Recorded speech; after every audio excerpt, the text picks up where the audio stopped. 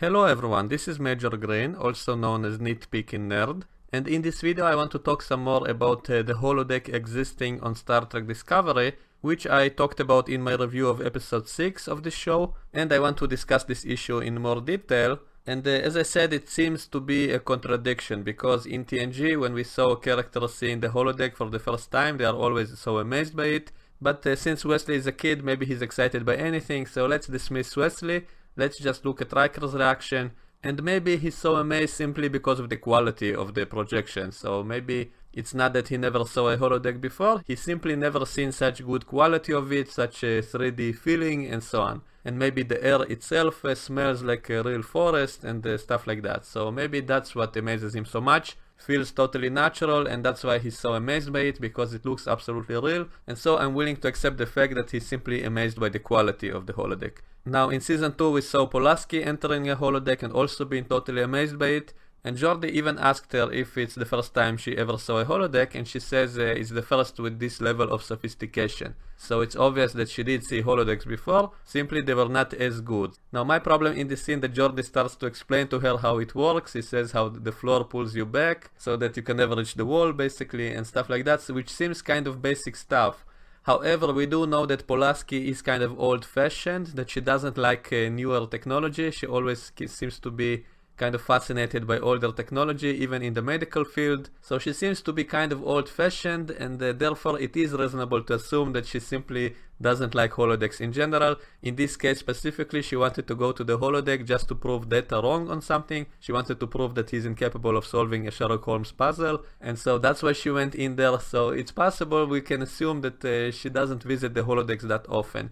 And as for Geordi starting to explain the holodeck in such great details, I guess we can say that he's doing that because he's kind of a nerd. He's kind of the nerd of this TV show. And so what do nerds like to do? Including myself, I'm not trying to insult anyone, but we nerds often like to explain things scientifically, even to people who don't really want to listen to it. So we can kind of explain this away by saying Geordi just loves explaining technology to people, and so he immediately jumped on the opportunity to explain the holodeck to someone who should know it anyway. So in short, I guess we can kind of accept that the holodeck was not brand new like it seemed. It's simply that the quality of this specific holodeck on the Enterprise was simply the best one ever, and so that's the reason that people were so amazed by it. Also, we can assume that this technology is pretty expensive, meaning it's not everywhere in the Federation, that starships do have it because it's necessary for the crew who goes on long missions, and so long-range starships do have this technology. However, it might be too expensive or require too much energy, so it's not everywhere on Earth, and it's not on smaller starships, simply because of the energy requirements and stuff like that. So I guess we can find excuses for why not everybody seen a holodeck of this quality ever before until this show. Now another problem with continuity is in an episode of Voyager called Flashback. We had this bit of dialogue, and I'm not going to show you the clip as not to get a copyright strike from CBS, but let me show you a part of the script. This is the transcript from the episode Flashback. Let me read you the dialogue. Now they were talking about the time in which Captain Sulu was a captain. So this was actually many years after the original series. That's the time frame they were talking about. And Janeway says it was a very different time. Captain Sulu, Captain Kirk, Dr. McCoy, they all belong to a different breed of Starfleet officer. And Ensign Kim said this: "No replicators, no holodecks. I always wondered what it would be like to live in those days."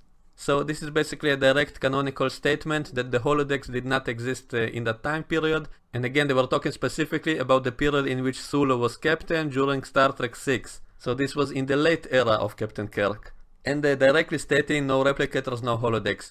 However, the replicator bit is also a bit of a contradiction, since we do see food slots on the ship, which basically act exactly the same as replicators, and they were just not called replicators. They were just called food slots or food synthesizers, but basically acting the same as replicators. Maybe they depended on having raw materials on the ship, which they simply reorganized into the food you want, but the raw materials still had to be stored on the ship beforehand. So basically it was like a very fast auto cook that can prepare any meal you want for you, but it needs to use existing raw materials, and so you cannot create anything you want, anything you can imagine. So that might be the explanation. Also, we never saw exactly how the food slot works, meaning it just opens the slot and food comes out, but we never actually saw it materialize. So it can be argued that it was a different kind of system altogether, which also explained why the tribbles appeared inside the food slots. Maybe the tribbles kind of infested all the places with the raw materials for food, and that's why they also came out with the food in the food slots.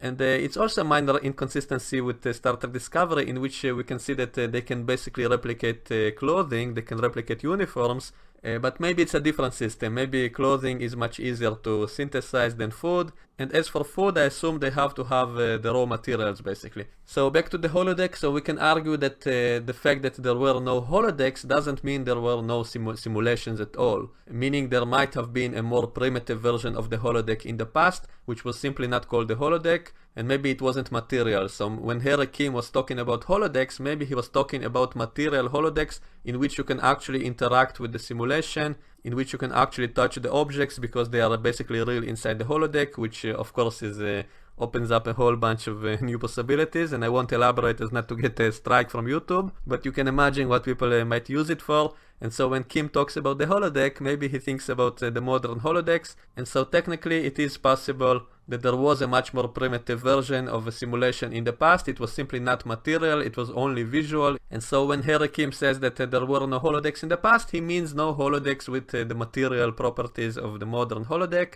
And so I guess we can say it's not a contradiction, just like him saying that there were no replicators doesn't contradict the food slots, which were not called replicators. Now another thing to discuss is the animated series, in which in one episode we saw something called a rec room, which was basically like a holodeck in every way. Basically a room you go into and you can create any environment, including beaches, forests, snow, and it was completely three-dimensional, and apparently they could interact with the objects in the simulation. They could feel the snow, they could feel the objects in the simulation, so this is basically a holodeck in every way. And they even said that they can take a swim at the beach, so apparently they could actually interact with the materials created by this room, and so this is basically like the holodeck in every single sense, so this is a bit of a contradiction. And the problem is that I don't think the animated series is considered to be canon, and there were a whole bunch of things in the show that didn't fit with other shows. Most notably, I think that they could travel much faster than in any other show. They zipped around all over the galaxy in this show, so it doesn't really fit with Voyager or Deep Space Nine, in which it was stated that it takes decades to reach the other side of the galaxy, and so the animated series doesn't really fit with the other shows. There is one fan theory that might explain all the inconsistencies with the warp speeds, that can explain how come ships can sometimes travel much faster, like in Star Trek V, for example, in which the Enterprise travels to the center of the galaxy in one day. And this is the sort of stuff they did all the time in the animated series. And the theory is that there are warp highways in the galaxy,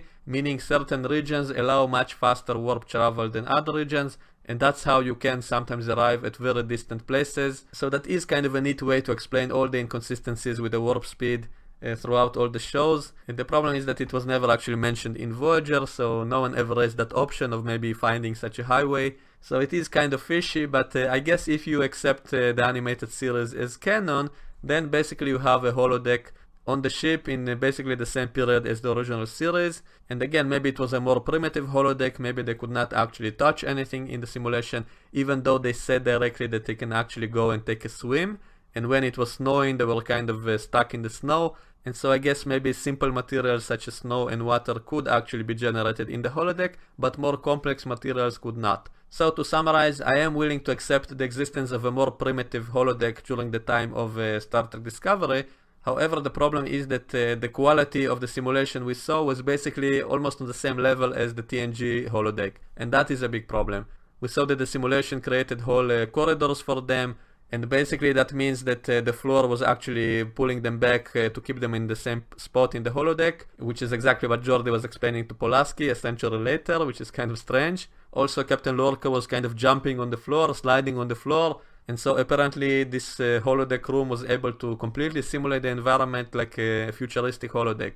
And so I still have a problem with this scene. I still think it's out of place. I could have accepted it if it was a lower quality holodeck. meaning not have it all look so realistic. If it looked like the communication holograms, which were kind of transparent and glitchy and stuff like that, if it looked the same in this holodeck, then I would accept it, because why not? If they use it for communication, why not use it for the target practice? So I would be okay with that. But the fact that it created physical corridors and that they were able to slide on the floor and all that stuff, it looks way too advanced. It looks like exactly the same as a TNG holodeck. I guess it's a good thing they never actually fought hand to hand with these holographic Klingons. That would have been totally out of place. So they only used them for target practice. So I guess you could say they were not actually physical. You could not actually touch them. It was a purely visual simulation, and so I guess we can accept this as a more primitive holodeck. However, I still wish they would have somehow acknowledged how advanced this is in the actual show. With at least some one line, maybe Captain Lorca could have said something like, this is a brand new prototype technology,